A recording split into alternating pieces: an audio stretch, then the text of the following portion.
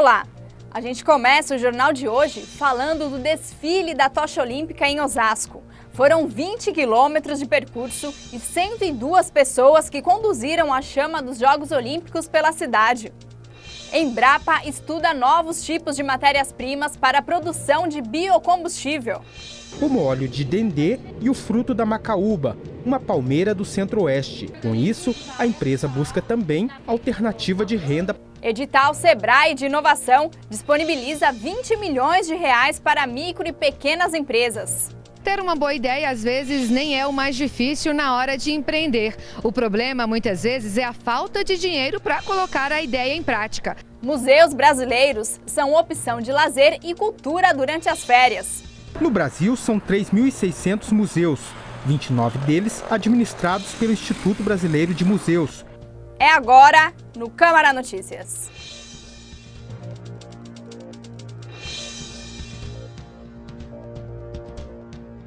A primeira cidade da Grande São Paulo a receber a tocha dos Jogos Olímpicos 2016. Osasco celebrou a passagem da chama na última quinta-feira.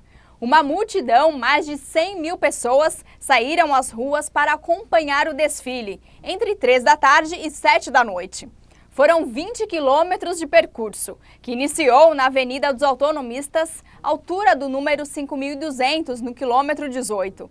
Depois, seguiu pelas avenidas Santo Antônio, Esporte Clube Corinthians Paulista, Antônio C. Costa, Novo Osasco, Avenida Irante Sanazar, Dona Primitiva Bianco, Rua Antônia Gu, Visconde de Nova Granada e encerrou na Avenida Brasil, no bairro Rochidale, aonde foi armado um grande palco e aconteceram os shows da cantora Mariana Fagundes e das bandas Projota e Molecagem. Uma grande festa que se estendeu também na sede do Bradesco, Cidade de Deus. Os funcionários acompanharam shows com a apresentação do artista Otaviano Costa e dos mascotes do Comitê Olímpico Brasileiro.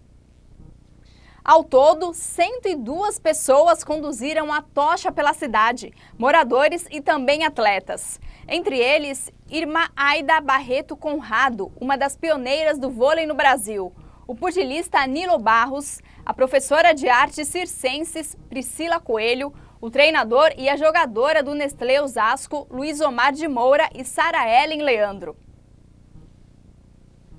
O Brasil é um dos pioneiros no uso de combustíveis renováveis, que agridem menos o meio ambiente. O país é o segundo maior produtor do mundo de etanol e biodiesel, o que contribui para a redução dos gases nocivos à natureza. Os detalhes a gente vê na reportagem de Ney Pereira. Uma das maiores empresas do mundo em pesquisa na área de agricultura e pecuária, a Embrapa, mobilizada para ajudar o Brasil a reduzir as emissões de gases do efeito estufa. Entre as metas está de aumentar de 8% para 18% o percentual de biocombustível na matriz energética brasileira. Em 2015, o biodiesel respondia por apenas 2% da matriz. A matéria-prima é a soja. Nós temos a soja, tem uma participação em torno de 75%, tem uma variação, 75%, 80%. A soja já é consolidada, já tem toda uma logística, todo um pacote tecnológico montado em cima da soja. E você também tem um sebo animal também, em torno de 15%. E outras matérias-primas como algodão, óleo de fritura, que completa o suprimento dessas matérias-primas para o biodiesel. A Embrapa estuda outros tipos de matéria-prima, como óleo de dendê e o fruto da macaúba, uma palmeira do centro-oeste. Com isso, a empresa busca também alternativa de renda para as regiões pobres. Hoje, o biodiesel vendido nos postos recebe 7% de mistura de biodiesel, mas já existem veículos movidos 100% a biocombustível. Neste laboratório, na Embrapa Energia, em Brasília, são feitas as pesquisas sobre o biodiesel. Esta é a fase final da produção. O produto mais escuro é o biodiesel e o de baixo, um pouco mais claro, é a glicerina, utilizada na indústria farmacêutica e cosmética. Para cada 10 toneladas de biodiesel, se extrai 1 tonelada de glicerina.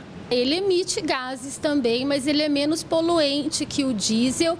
Só para você ter uma ideia, o diesel ele contém enxofre na sua composição, que é adicionado para lubrificar melhor os motores. E o biodiesel, ele já cumpre esse papel, ele já faz isso automaticamente, sem precisar da adição do enxofre. Assim como no biodiesel, a Embrapa busca outros materiais para produzir o etanol. Entre eles está o sorgo e a mandioca, além de buscar a melhoria na eficiência da produção feita do caldo de cana-de-açúcar. Aqui o processo é bioquímico, por meio de fermentação. O resultado é 51% de etanol e 49% de CO2, que é utilizado principalmente pela indústria de refrigerante. A pesquisa busca a viabilidade da chamada segunda geração do etanol. A Embrapa, pelo seu histórico, já é um bom produtor de biomassa, então na Embrapa a gente tem pesquisas desde o bagaço de cana, que é o mais utilizado, e a gente usa como modelo, né, que é o que se busca mais no Brasil, mas a gente também viabiliza a pesquisa para outras matérias-primas, como braquiária, pânico, que são os capins, o capim-elefante. Também a gente trabalha com taxi, que é uma outra madeira de reflorestamento, e o próprio eucalipto, que também é uma madeira muito utilizada já na produção de celulose. A área energética registrou aumento de emissões de gases do efeito estufa no Brasil nas últimas décadas.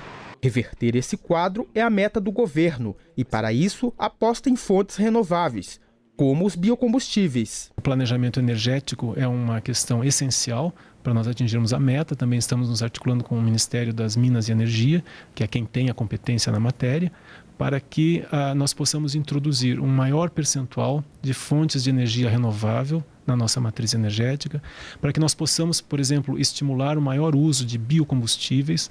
A meta é ampliar em 18% o uso de biocombustíveis na nossa matriz energética até 2030, né? E aí nós podemos falar em biodiesel, em etanol. Então, há uma série de ações que já estão sendo pensadas que vão permitir que o Brasil se coloque no rumo de uma economia de baixo carbono. E no próximo bloco, edital Sebrae de Inovação disponibiliza 20 milhões de reais para micro e pequenas empresas. Ter uma boa ideia, às vezes, nem é o mais difícil na hora de empreender. O problema, muitas vezes, é a falta de dinheiro para colocar a ideia em prática. Museus brasileiros são opção de lazer e cultura durante as férias. No Brasil, são 3.600 museus, 29 deles administrados pelo Instituto Brasileiro de Museus. É daqui a pouco.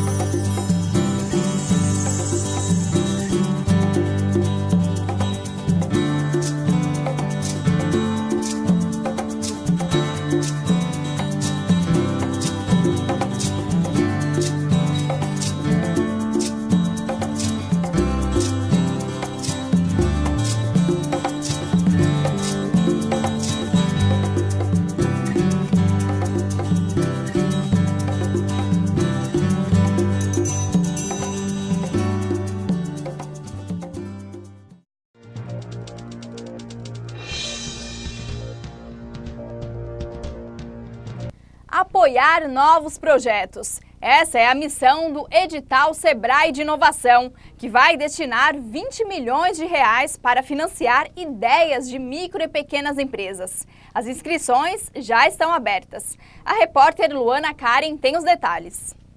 Inovação. Palavra de ordem neste Lava Jato. Há 2 anos, cansados de esperar na fila para lavar o carro, 3 jovens tiveram a ideia de criar um aplicativo para agendar as lavagens. Junto com o aplicativo, nasceu o Lava Jato. Para o cliente, o fato de ter um aplicativo vai permitir que ele saiba a hora que começa e que termina a lavagem dele. Isso é legal por quê? Porque ele consegue se planejar e ele perde menos tempo, né? Porque hoje o cara vai perder 2, 3 horas do final de semana dele para lavar o carro dele num lava-jato convencional de fila.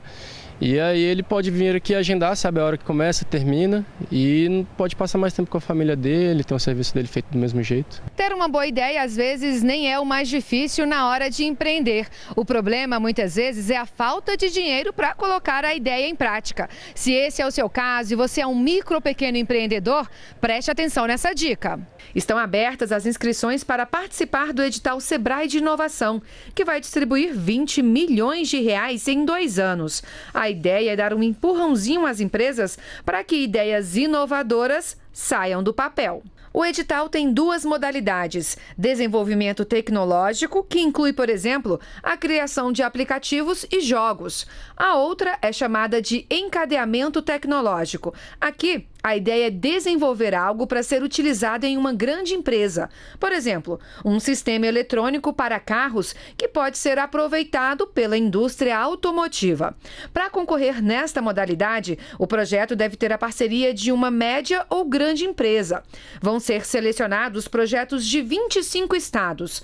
Amapá e São Paulo ficaram de fora porque não aderiram ao edital.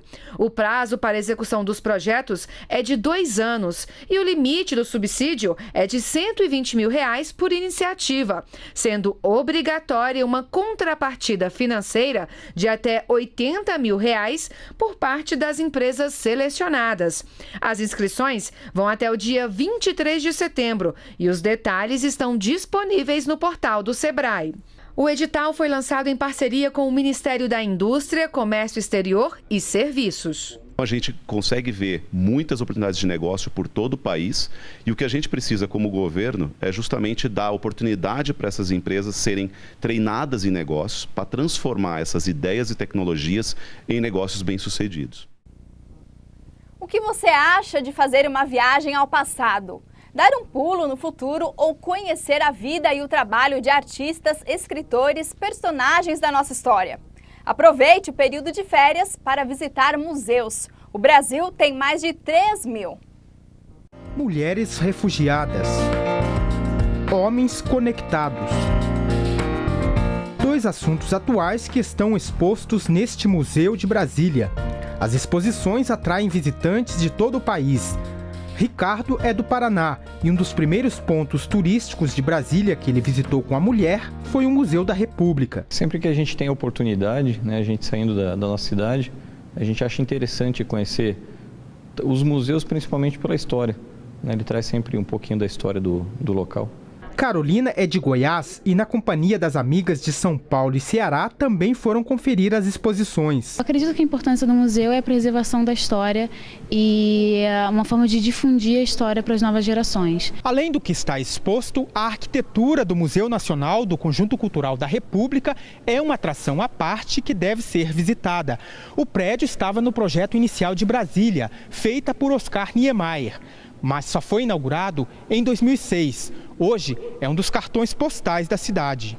É um museu republicano, mas ele conta uma história mais recente, não é um museu que conta a história toda da República, mas a partir da modernidade dos anos 20 até a atualidade nós temos um acervo que contempla todas essas décadas, até a atualidade.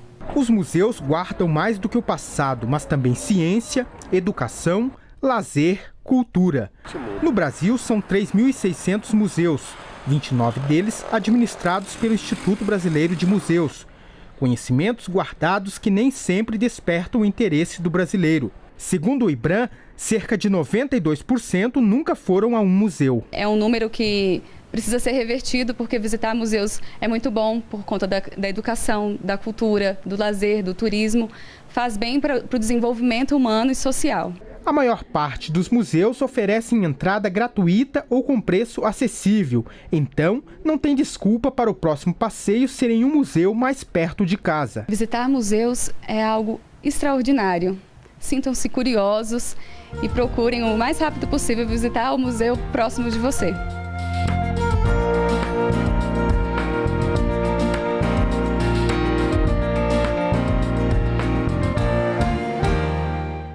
E depois do intervalo, tem a previsão do tempo para a Grande São Paulo. Até já!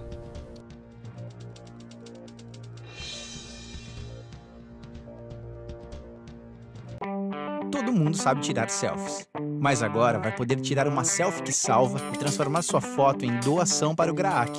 O primeiro passo é abrir o Insta GRAAC e fotografar um cupom fiscal emitido no estado de São Paulo. Vale da academia, de loja, de restaurante, só não vale colocar seu CPF nele. O app vai ler as informações do cupom e enviar tudo para o GRAAC registrado no programa Nota Fiscal Paulista. Depois é só tirar uma selfie. Capriche na pose. Pronto, sua doação foi feita e o app monta sua selfie que salva para você divulgar nas redes sociais e ajudar a espalhar ainda mais esse novo jeito de doar para o Hospital do GRAAC.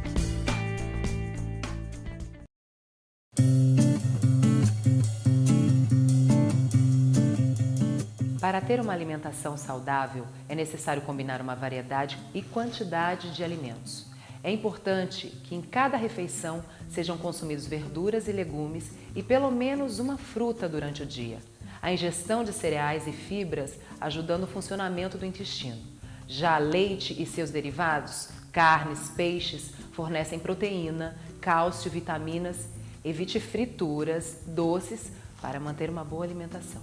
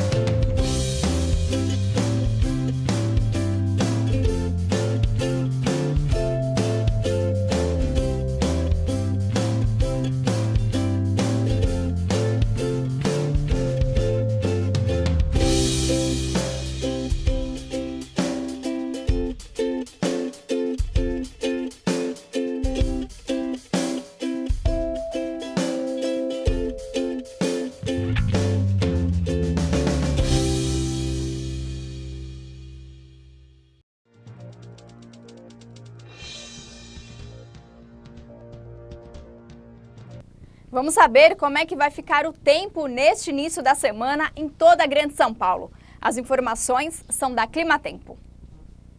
Nesta terça-feira, o ar seco ainda cobre todo o estado de São Paulo. A região metropolitana terá mais um dia de sol forte, calor à tarde e tempo firme. A mínima prevista para a capital é de 12 graus e máxima de 28 graus. Em Guarulhos, mínima de 11 e máxima de 29 graus. Na quarta-feira, pode ventar a partir da tarde e as condições de chuva também aumentam com a passagem de uma frente fria. Por hoje é só. O Câmara Notícias fica por aqui. E nós nos vemos na próxima edição, hein? Até lá!